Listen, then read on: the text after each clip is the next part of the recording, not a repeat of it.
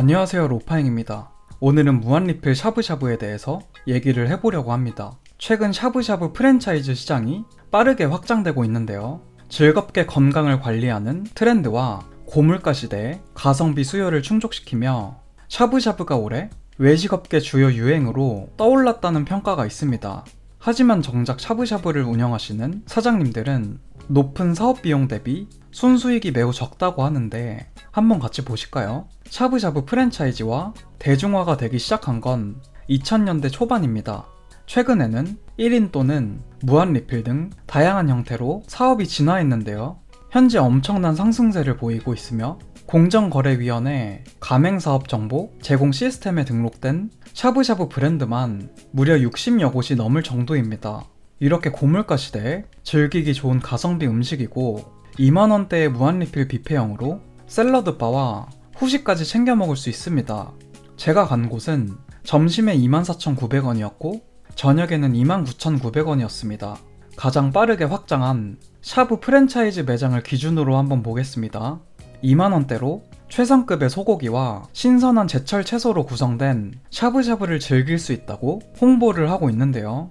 한식과 중식, 양식 등 50여 가지가 넘는 메뉴를 뷔페 형식으로 무제한 제공하는 프리미엄 뷔페형 샤브샤브 브랜드인데요.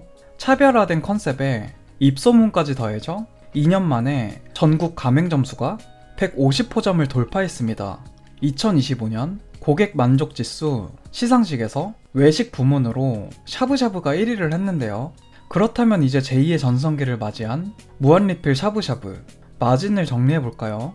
일단 매장은 일반 고깃집보다 운영 비용이 높은 편입니다.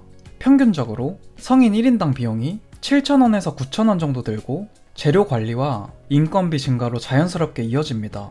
초기 창업 비용도 다른 사업에 비해 많이 드는 편인데요. 80평 기준으로 약 7억 원이 들고 100평 이상의 대형 매장일 경우에는 10억 원 이상 필요합니다. 많은 분들이 샤브샤브 매장 앞에 줄을 선 인원을 보고 이 매장은 장사가 진짜 잘 되는구나 싶으실 것 같습니다. 하지만 운영 측면에서 다양한 문제가 발생하게 되는데요. 뷔페 형태로 음식을 다양화하는 장점이 있지만 재료 관리와 원가 상승이 직격탄입니다.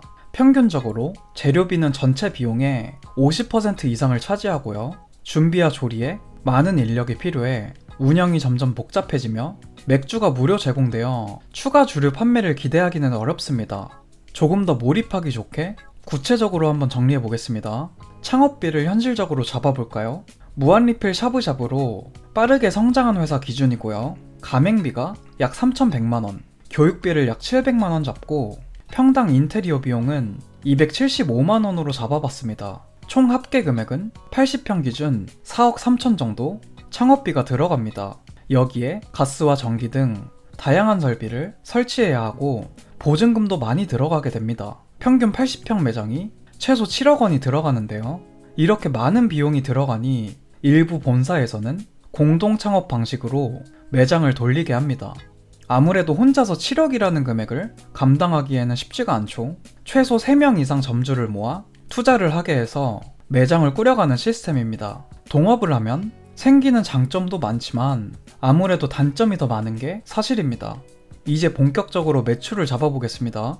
70평 매장을 운영하신 점주님의 경우에는 평일 400만원 정도 매출이 발생한다고 하는데 80평 매장 기준 하루 평균 600만원으로 잡아보겠습니다. 그러면 한 달 기준으로 월 매출은 1억 8천이 나오게 되고요. 여기에 식재료비는 50%로 9천만원을 빼줍니다. 임대료는 800만원으로 잡아봤고요. 인건비는 직원 10명으로 퇴직금 등을 고려해 매출의 21%를 잡고 최소 3,800만원입니다. 공과금과 카드 수수료는 6%로 잡아서 약 1,100만원입니다. 마케팅 비용과 기타 보험 또는 소모품과 세금 일부 등을 2%로 잡아서 360만원을 빼줍니다. 한 달 매출 1억 8천에 최소 2,940만원 영업이익이 발생했는데요. 하지만 가장 무서운 게 있죠. 바로 부가세와 소득세가 남았습니다. 로열티도 빠질 수가 없고요. 그렇다면 평균 1억 8천 매출이 나더라도 순수익은 약 1,000만원 정도입니다.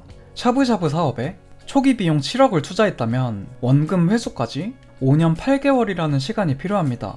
물론 매출이 평균보다 훨씬 큰 매장도 있을 수 있지만 요즘 같은 불경기에는 사실 이 정도 금액도 기대하기는 쉽지가 않습니다. 만약 7억을 3명이서 함께 투자해 평균적인 매장을 운영하게 된다면 인당 330만원씩 가져가게 되는데요.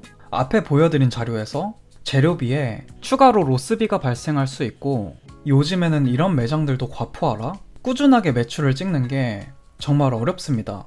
물론 한 달에 300만원 넘게 버는 게 쉽지는 않습니다. 하지만 창업 투자금이 인당 2억이 넘게 들어갔는데 직원보다 힘들게 일해서 비슷하게 가져가게 된다면 사장님의 심정은 어떨까요? 그리고 무엇보다 약 6년 동안 이 매장에서 내 한 몸 희생해야 겨우겨우 투자금 회수를 하는 건데, 이런 결말이라면 과연 몇 명이나 시작을 할까요? 요즘에는 자영업자가 살아남기 힘든 구조인데 차라리 투자금을 아끼고 알바만 해도 무한리필 샤브샤브 창업보다 훨씬 나은 환경일 것 같습니다.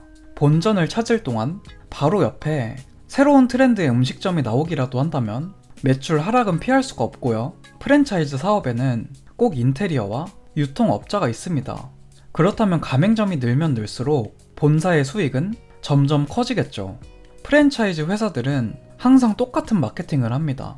유동 인구가 많은 매장에서 가장 인기가 많은 매장을 소개해주면서 사업 초기 매출이 반짝할 때 부랴부랴 자료를 만들고 사업 설명회를 합니다.